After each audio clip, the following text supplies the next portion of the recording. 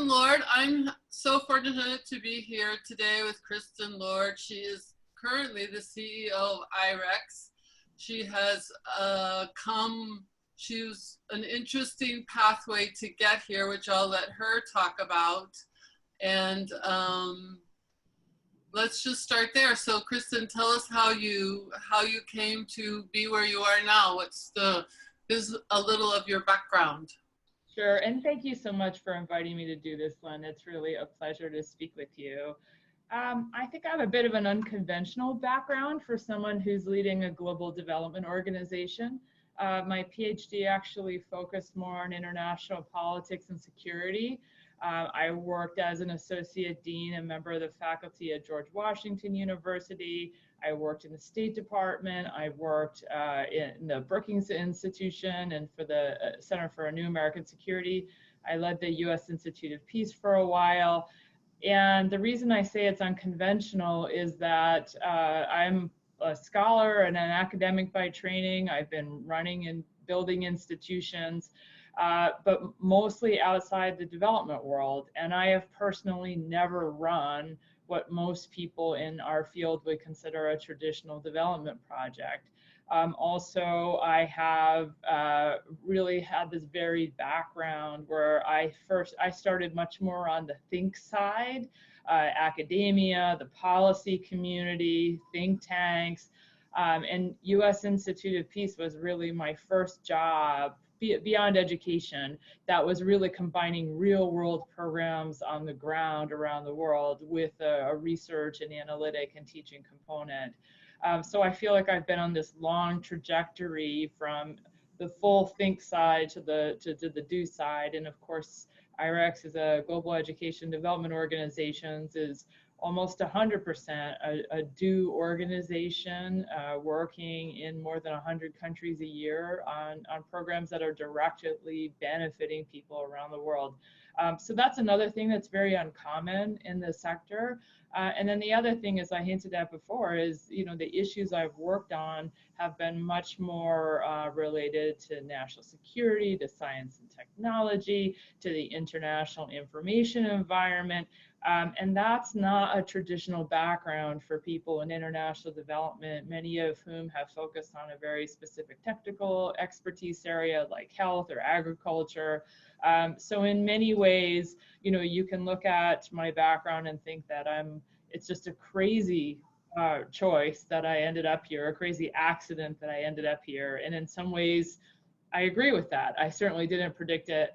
But on the other hand, I think one of the things I have found very gratifying is that so many of the issues we work on are multidimensional, and they do touch on security and governance and politics and education and women's engagement and inclusion. So many of the issues we talk about and work on in international development actually benefit by being connected to a bigger, more strategic view of the world.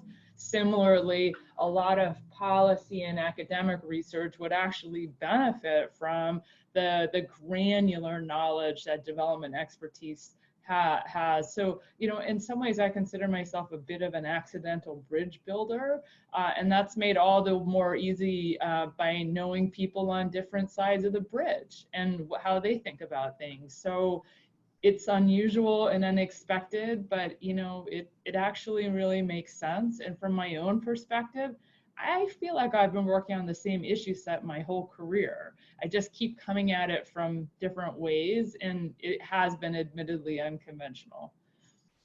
And so I think you've touched on this. And what if you're the bridge, like what are the main things that you're trying to bridge, what you get the two sides to see that they may not see? Well, the first one I'll mention, because it's top of mind, is this one between the thinking and the doing. The way the development sector works, it can be very tactical. It's very focused on quality execution of development projects. That's what we're expected to do by donors. That's how a lot of people were trained. And there are some beneficial elements of that. But I think if we really want to move the needle on some very complex issues that we don't fully understand, we ought to consider a much tighter feedback loop between doing work on the ground and feeding that learning back into a research and policy agenda.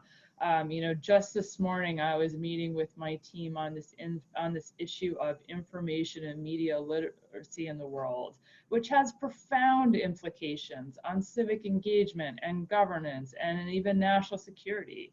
It has implications in countries that are going through elections, countries that are struggling with democratic reforms.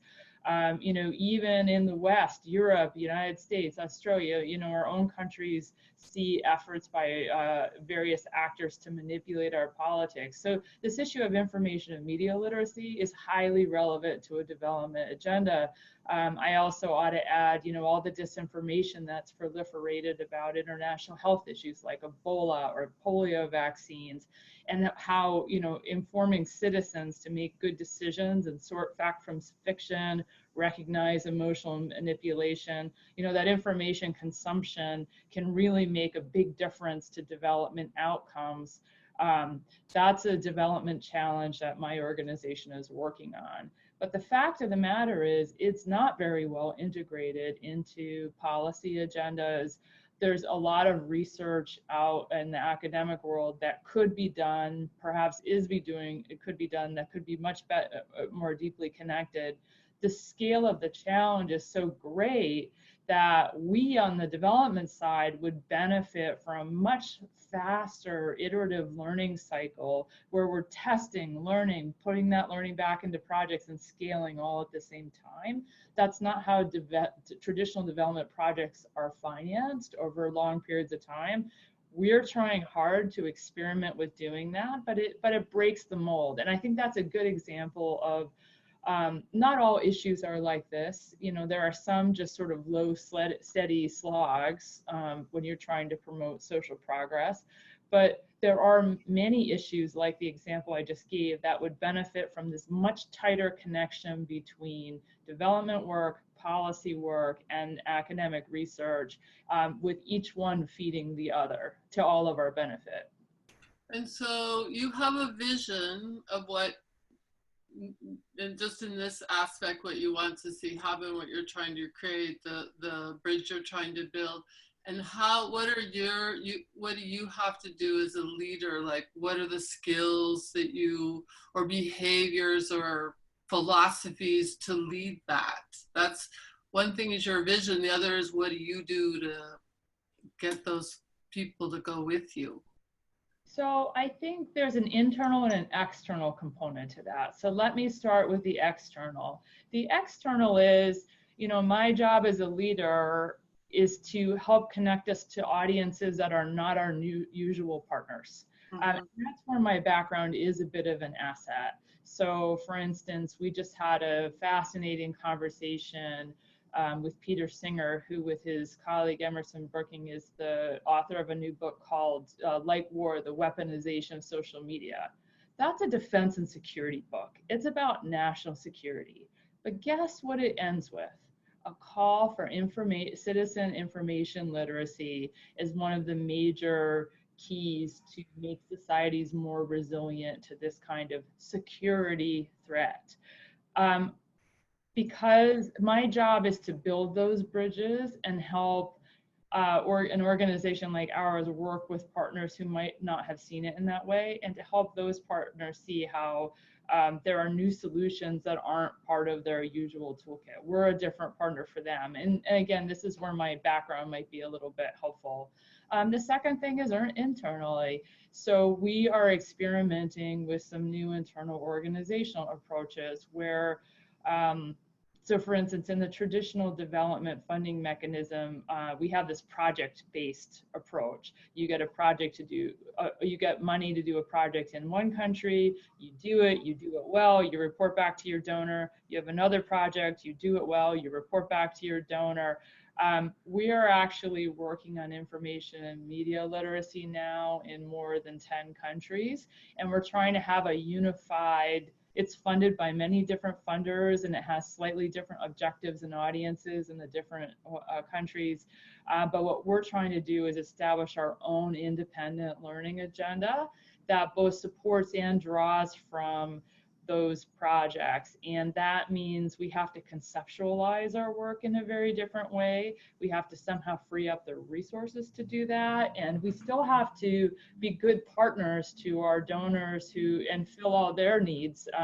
But we're trying to sort of go above and beyond in order to make more progress. And I use that example in part because it's very top of mind, but I think it's illustrative of the kind of challenges development leaders need to confront if we're going to think about these really moving the needle on social issues in a much more substantial way.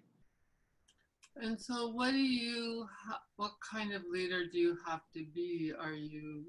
I get the networking, hearing the networking, building, connecting, what you do internally within the organization. And what do you find works of how you Kristen, are that gets people to say yes? Yeah. Or moves it along?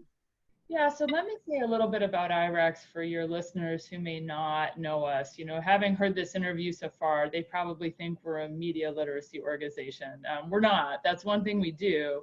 But we're a human development organization where we focus on promoting more just, prosperous, and inclusive societies by helping people and communities to thrive. So we're not the kind of development organization that's giving people access to clean water or sanitation. We don't work on agriculture. We don't work on health.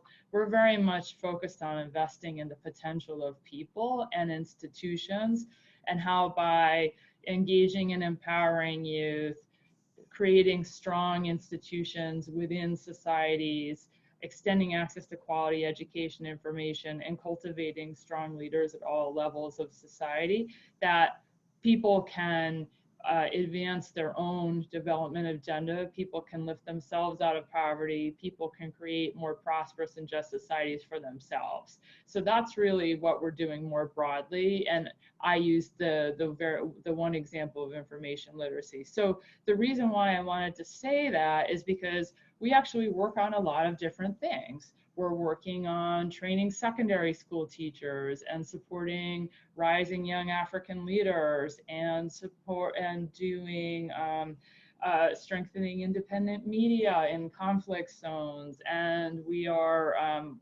working to give young people job skills. So that all falls within that very people-oriented portfolio, but it means we're trying to do a lot of different things in a very agile way.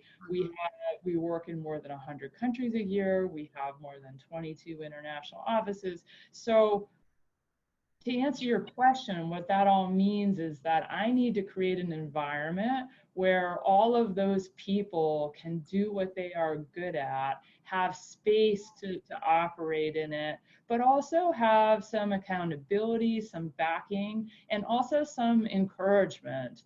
To lift their sights, to do better, to push harder, to look at things in a different way, to take something we've learned in one part of the organization and feed it into other parts of the organization, to be more reflective about what knowledge exists out there in the world that we could bring into our programming. So for instance, we've created a Center for Applied Learning and Impact so that we can really take the time to dig deep and do the research so that we can really enhance the impact of our programs. We completely reorganized how we're structured so that we're much better able to draw lessons from one part of the portfolio across the portfolio. And when you're talking about a portfolio like ours, where you're investing in individual leaders at all levels of society and strong institutions, and as in a good educational and information environment where citizens can exist. The reason why we came up with those pillars, by the way, on engaging, empowering youth, the reason we came up with those 4 areas is because that cuts across our entire portfolio.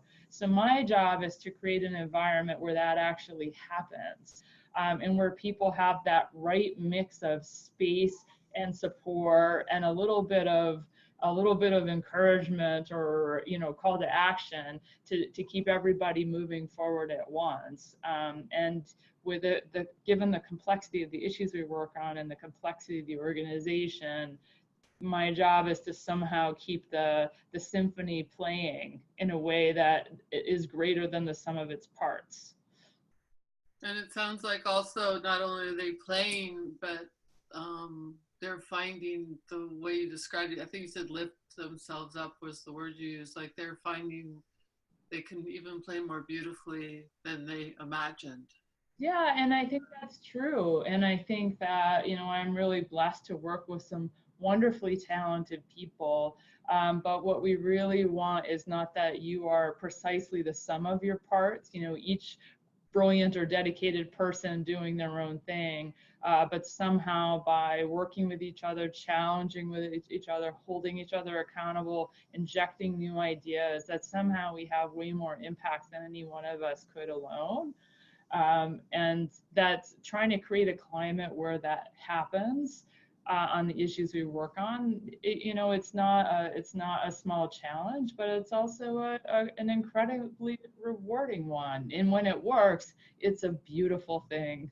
Yes, just like the symphony, you know. Yeah, exactly. And also, there are two kinds of beauty that come from that. There's the music that comes from hearing everyone playing together and sort of the synergies, but there's also the opportunity to see people rise up inside that and do their best work. I mean, one of the best compliments I ever got as a leader was someone said to me, "You helped me to do my best work. You helped my colleagues to do their best work." And for me, that was the ultimate compliment. It's the kind of compliment where I really hoped it was true, but I sort of live trying to make it true because I think it's one of the best things a leader can aspire to do. And so, you know, I try to remember the things that people say about me that even if they're not true, I really want them to be true. And how do you translate that into your day-to-day activities? And one of them is about helping people to do their best work.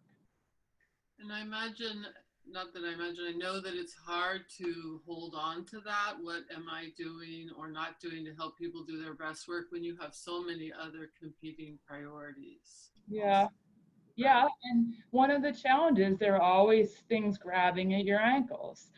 You know, the personnel challenge, the complicated bureaucratic issue you have to deal with, the paperwork that someone finds out that they didn't file because of some law change in country X, Y, or Z. You know, there are all these things in development organizations, not to mention the really dangerous things. You know, your partners we had a partner who was murdered this year. We have partners who are intimidated and under threat. We have people who have all kinds of challenges. And so all of these things are incredibly time consuming. We have partners, we have donors, and the goal is to not let those things be so consuming that you can't actually make strategic progress. And one of the assets I have, and I think one of the things that leaders should strive to do, is build a really strong team so that it frees us from being constantly captured.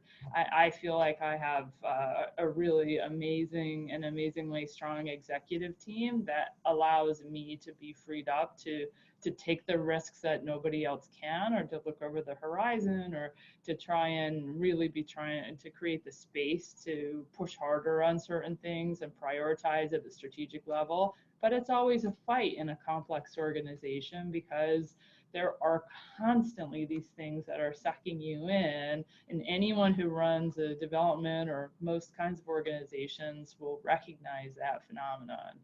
And you have to deal with those things. It's not a choice in most cases. So you somehow have to figure out some kind of coping mechanism to keep your eye focused on the big picture. So there's so many avenues that you're raising that I want to go down, and I want to switch a little bit so that we don't miss the one I want to get to, and I'll get back to these if we have time. So my two things that I'm sitting with that I don't want to miss are, you know, you're leading an organization now, and voila, you're a woman. So what is anything, and I'm thinking a lot about young women that are coming up, what any learnings that you had. I think that a lot of us think that the factors that get in our way are external, when I also believe a lot of them are internal things that we make up. So any thoughts or learnings that you have had about coming up as a woman leader that you would be that would be useful to share? I'll try. You know, one of the things I want to say is that although I am the first female president of IREX in 50 years, and there are not as many women leaders of large international development NGOs as you would think, given the large number of women in the sector overall. By far, I'm working with more women leaders than I've ever worked with in my entire life. I mean, recall, my dissertation is on the causes of war. I've worked in conflict and security, science and technology, and I once led a report about human development in the Arab world. And I was the only woman working on that study. So for me, actually, it's yes, I'm the first woman leader of IREX, but I'm around women more than ever, it's nice to see so many women leaders, and increasingly we see them in those other sectors I mentioned as well, like national security and science and technology. But I think one thing that I really benefited from, and see it even more so in hindsight, is wow, I had great mentors around me. And by the way, a lot of them were men. And I didn't realize it because they gave me so much support and space. I look back and think how crazy they must have been to give someone who was so young so much responsibility. But I just really benefited from that. And they treated me like a partner.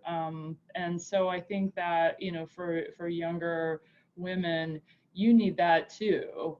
You need to hire a boss, as they say. You need to go out and find those people that you can learn from and who will support you. Um, and looking for that, hire a boss, don't look for a job, is a really great mindset, I think, really for anybody, but I think particularly for women. And then the other thing is, you know what really gets a lot of women? Just this anxiety about the logistics of it all. Really, I mean, I've done it, you know, getting to soccer carpool and feeling like you're being a good mother and a good wife and being a leader and doing all the things you're supposed to do as a professional. I think men feel those things too. A lot of the men I work with feel that, but I think women are especially hard on themselves about that. And so I think women can do a lot just by pacing their own lives in a way they're comfortable with, dealing with the logistics, and also being a little bit less hard on themselves and each other.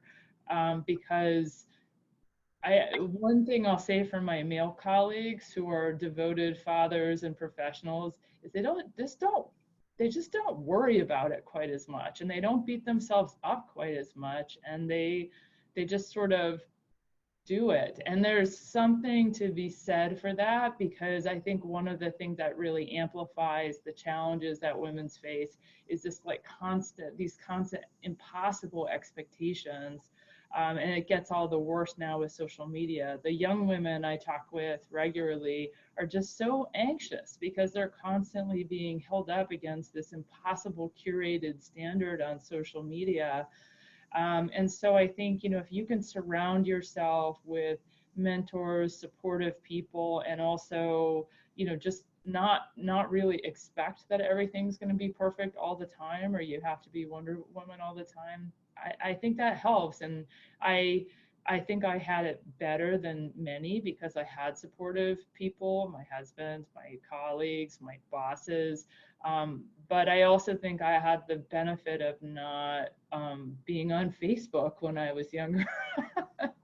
where everything looks like Everything's perfect all the time. Everything's perfect all the time. And as you're struggling to deal with the sort of the logistics and the expectations of it all, I think that that only adds on top of it. So, surround yourself with the right people, focus on what's actually important, and not what everybody just expects from you all the time, because it's impossible otherwise. the bit I would add is not just what others expect of you, but what you are putting on yourself.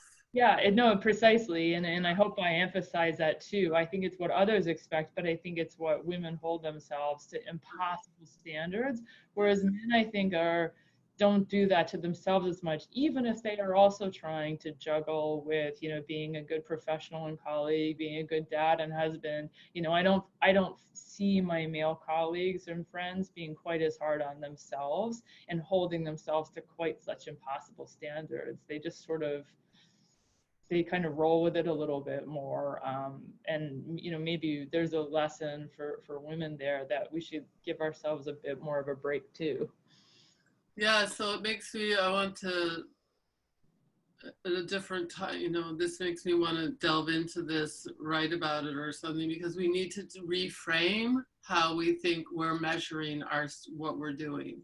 And we need to like get rid of that perfect, perfect, perfect, perfect, because it's no such thing. It ain't gonna happen, and it's hurting us.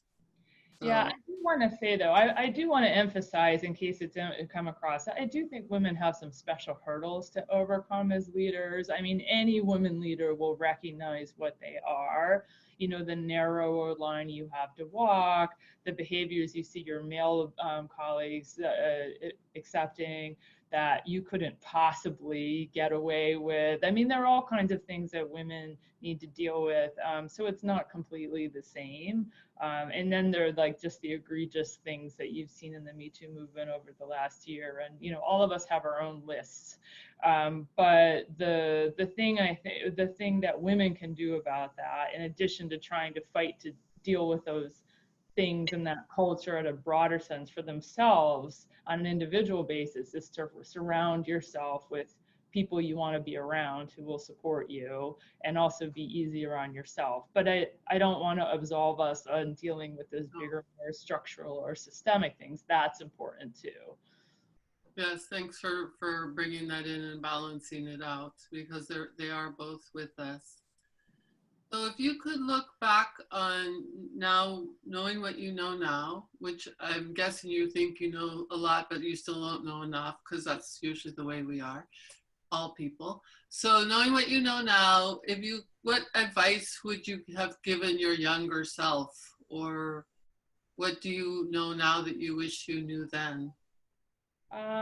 I could say many things, but I think the older I get and the more experienced I get, the more I appreciate that leadership is both a permanent apprenticeship and highly contextualized. Mm, So it's a permanent apprenticeship and highly contextualized in that you there are times when you think, I know how to run an organization, or I've been through some really hard things and we made it through the other end.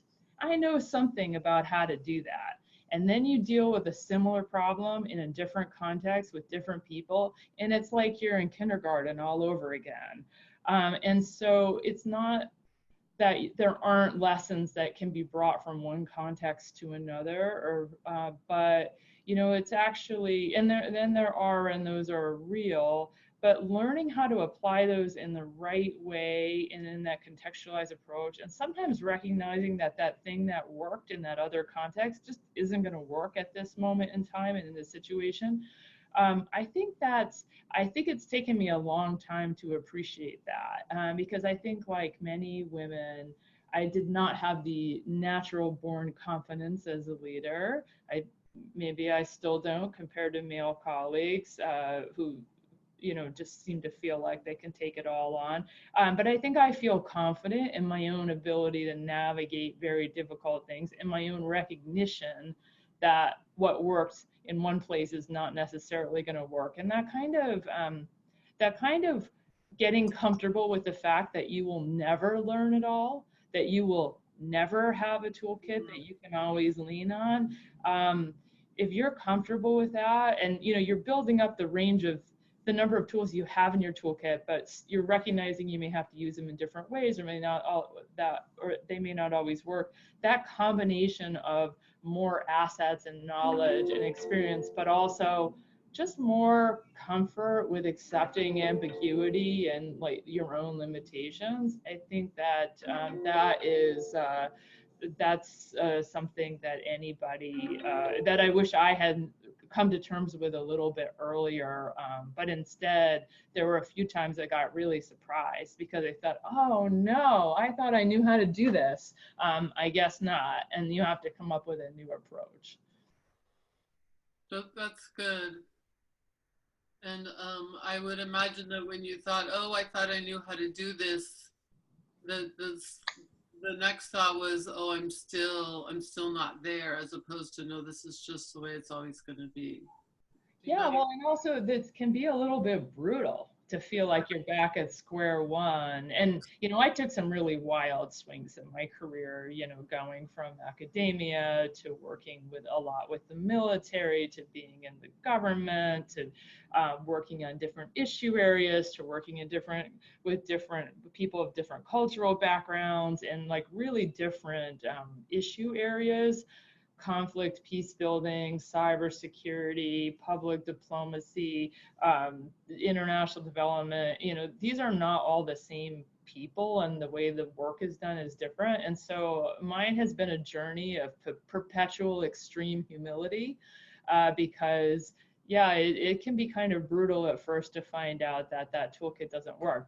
But I think, what you asked about what to tell younger women and just others generally, I think the lesson there is getting increasingly comfortable with the fact that you'll figure it out. You will figure it out. And the fact that going through that is a really valuable experience that gives you new things to bring to the table that help others and help your institution. But yeah, it's I don't want to understate how much you can wake up one day and think, wow, this is not going to be good. And then what you're saying is, and I will get through it. Yeah, and you figure it out. A friend of mine once told me that sometimes the only way out is through. Yes. And I think that's just great advice. Sometimes you have to say, okay, I thought I was ready to do this. I was badly mistaken because of circumstances, or because this is actually a lot different from what I thought this was going to be like, or what I am not as well prepared as I thought I was going to need to be, or I didn't even know what I was going to need to be prepared for the circumstance. But then you just roll up your sleeves, and the only way out is through. And people do get through things. And I think most of us look back at those hard times as really some of the most important times in a professional career. I mean, I certainly feel that way myself. And now I look back at some of the times that were the hardest or the most surprising and think I was so lucky to have had those experiences. And I so appreciate what you're saying, because I think in the moment at least in my experience of people I work with and my own self, I think that I should know how to deal with it better. And if you just, your behavior belief of, this is just the way it is, it's going to happen, the only way out is through, there's such a relaxing around it. Then in that way, by relaxing, you can go through easier. You have more ideas. Does that make sense? You're not tensing up. It does. And I can't claim to be as enlightened as you and never tensing up. But I think one of the things it forces you to do is, I think the art of strategy is about setting priorities and recognizing what is actually important. And one of the things that can happen at times that are stressful, or you feel ill-equipped to deal with them, is a person can be overwhelmed by just the number of things. And you can observe people focusing on the wrong things in those times. But if you do, to your point, take a deep breath and say, what is actually important here? Mm-hmm. What is noise? what can I actually influence and what is vexing and horrible, but I do not have any control over that. If you can assess that and then focus on what can I do about those things that I control, on those things that are actually important, I think that's also a critical strategic asset and an important component of leadership.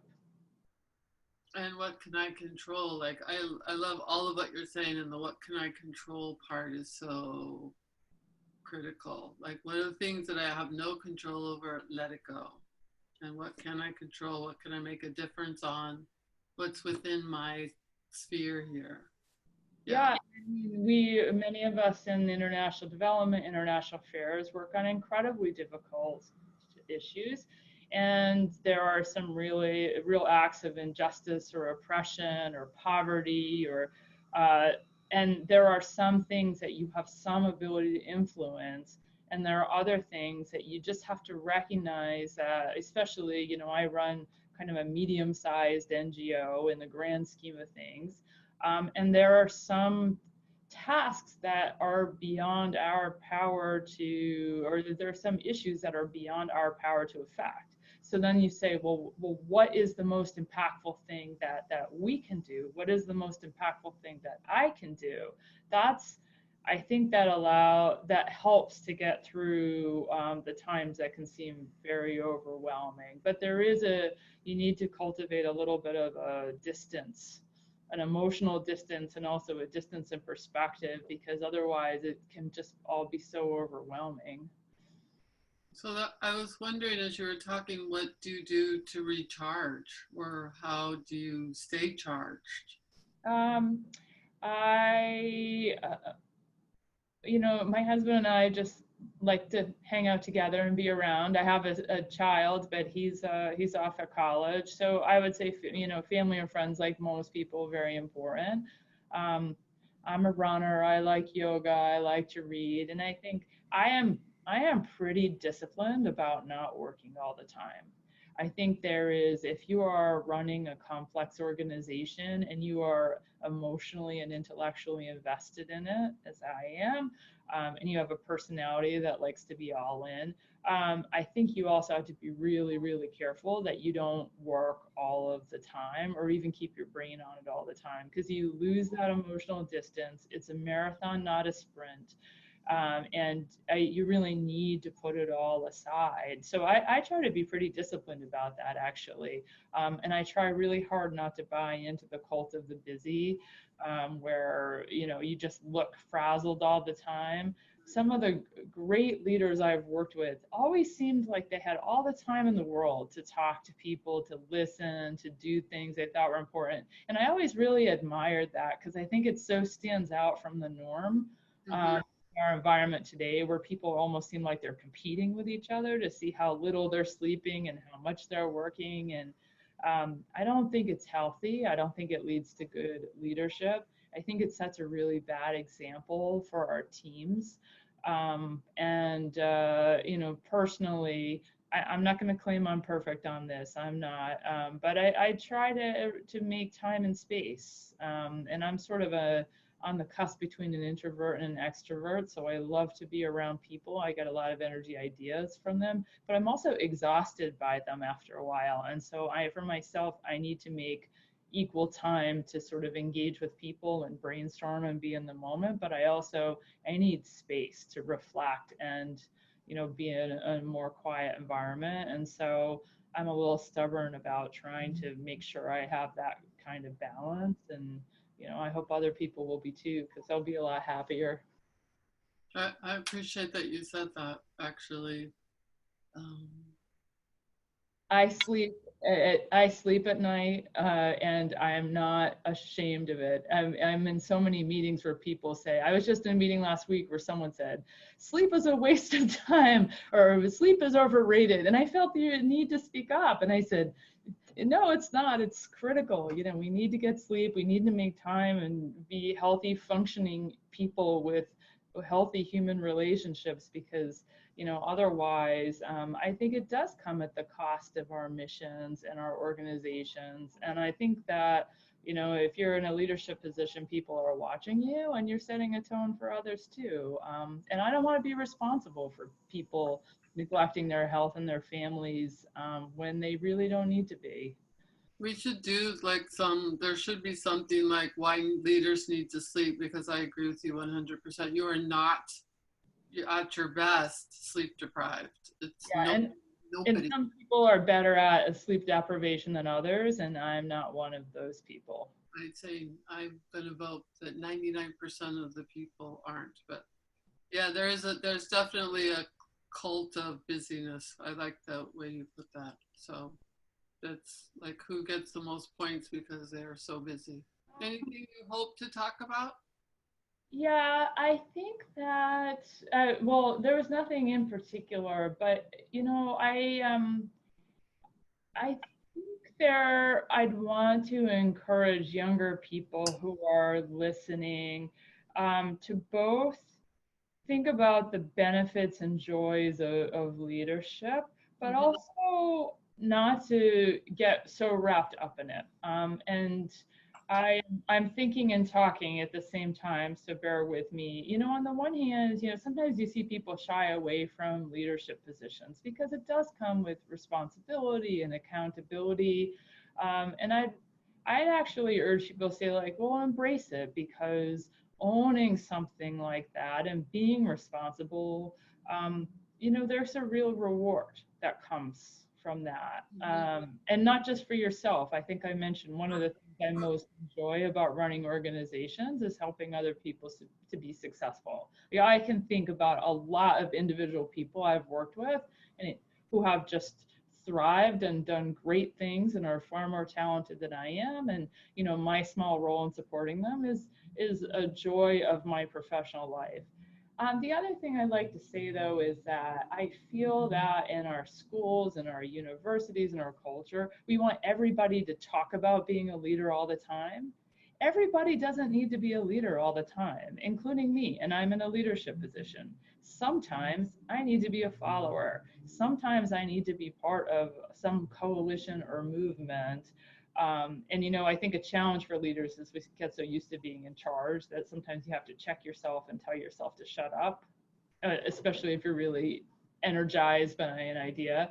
But I think we should also we should be encouraging people to be leaders and not to be afraid and to embrace that accountability, but also tell people that, you know, but there's a time and place for leadership, and there's a time and place to be a follower and a partner and part of a coalition or a movement, and that's valuable too. Telling everybody they have to be a leader all of the time is not a great message. And I think, you know, with the college application scandal, it calls attention to all the things we look to young people to do to sort of pad their resumes and what is valued in the job market and in college admissions and all these kinds of things. And it's all about leader, leader, leader, leader, leader. Well, not everybody can or should be a leader all the time. And as a society, we will not be better off if we have a million individual leaders. You know, at times you need to fall in with others if you really want to get something done. And that's good. We ought to reward that too. I like that a lot, and thank you for saying it and raising it. I'm doing a roundtable at this Wild Network, and I'm going to be talking to women, young women coming up, and I'll make sure that I pass that on to them. And you can do different things at different times, and sometimes everything at once in different settings, and that's okay. And leadership can be defined differently. You know, I mean, it doesn't mean necessarily leading an organization. It means doing my job the best that I can do it, and you know, managing my work in a leaderly way. Yeah, and I'm so glad you mentioned that, because at IREX, I think we may be the only international development organization of any size that has a leadership practice.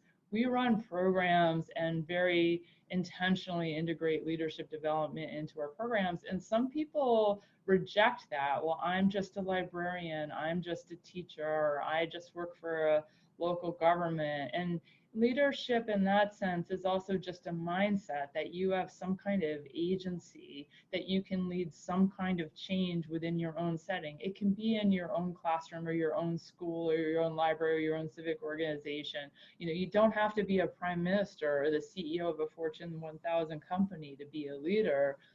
It's about having that sense of agency, having some tools to help bring others together to accomplish things. I mean, to me, that's what leadership is about. And, so many more people can add an element of leadership in their life. And again, from our work here at IREX, so much of it is a mindset that change is possible and that you as an individual can affect some change. And yeah, it sure helps to have a few tools in your toolkit about how to do that, but also a network of others that you can turn to help you achieve your goals. So I do think that that's something that very much infuses our work. And even though it's a little bit rare to have such a focus on leadership, most people you work with in this sector, if you ask them what really matters in terms of whether different things are successful or not, it's so often it comes down to leadership. There was some person or some individual at any level in any place in the world who just got something done, who sort of took it on and helped mobilize others. So I think that's a real key in international development and just so many other challenges and opportunities that we see in our societies. I join you in that, and I want, that thing that we believe about leadership, that it's them and not us, or that we need a title, or that's what I would like to see be changed. So Bill Drayton at Ashoka says everyone a change maker, but I think a lot of what he is saying is everyone a leader. yeah, that's perfect.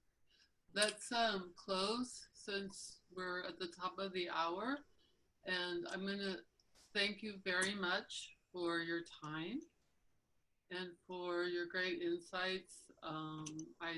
I really have enjoyed the conversation, and there's things that you said that I want to think more about and follow up on. So, thank you.